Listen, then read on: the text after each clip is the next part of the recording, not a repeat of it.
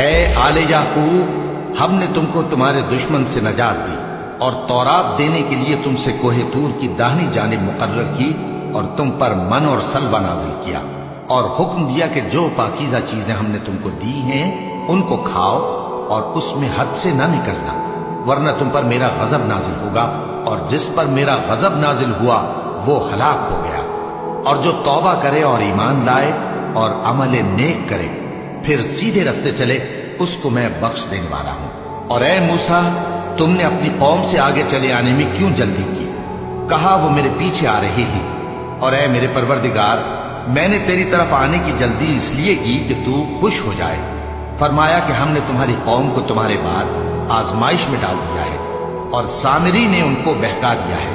اور موسیٰ غصے اور غم کی حالت میں اپنی قوم کے پاس واپس آئے اور کہنے لگے کہ اے قوم، کیا تمہارے پروردگار نے تم سے اچھا وعدہ نہیں کیا تھا؟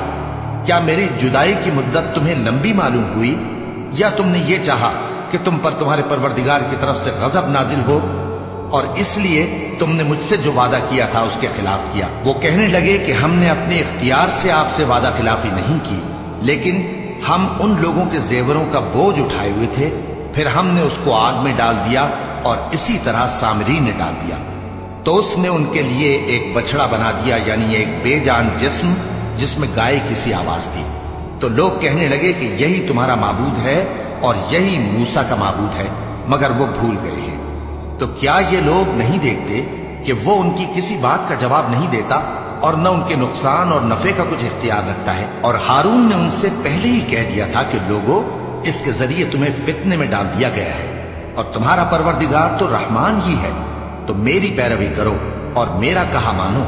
وہ کہنے لگے کہ جب تک موسیٰ ہمارے پاس واپس نہ آئیں ہم تو اس کی پوجا پر قائم رہیں گے۔ پھر موسیٰ نے ہارون سے کہا کہ اے ہارون، جب تم نے ان کو دیکھا تھا کہ گمراہ ہو گئے ہیں تو تم کو کس چیز نے روکا تھا؟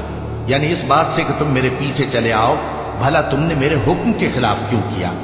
کہنے لگے کہ اے ماں جائے، میری داڑھی اور سر کے بالوں کو نہ پکڑیے، میں تو اس سے ڈرا کہ آپ یہ نہ کہیں کہ تم نے بنی اسرائیل میں تفرقہ ڈال دیا اور میری بات ملحوظ نہ رکھا۔ موسیٰ نے فرمایا تو اے سامری، تیرا کیا حال ہے؟ اس نے کہا کہ میں نے ایسی چیز دیکھی جو اوروں نے نہیں دیکھی، تو میں نے فرشتے کے نقش پا سے مٹی کی ایک مٹھی بھر لی، پھر اس کو بچڑے کے جسم میں ڈال دیا، اور مجھے میرے جی نے اس کام کو اچھا بتایا۔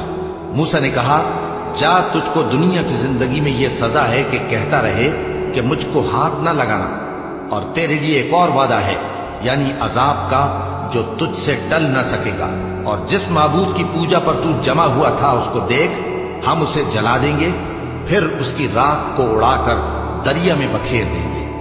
تمہارا معبود تو اللہ ہی ہے، جس کے سوا کوئی معبود نہیں، اس کا علم ہر چیز پر محیط ہے۔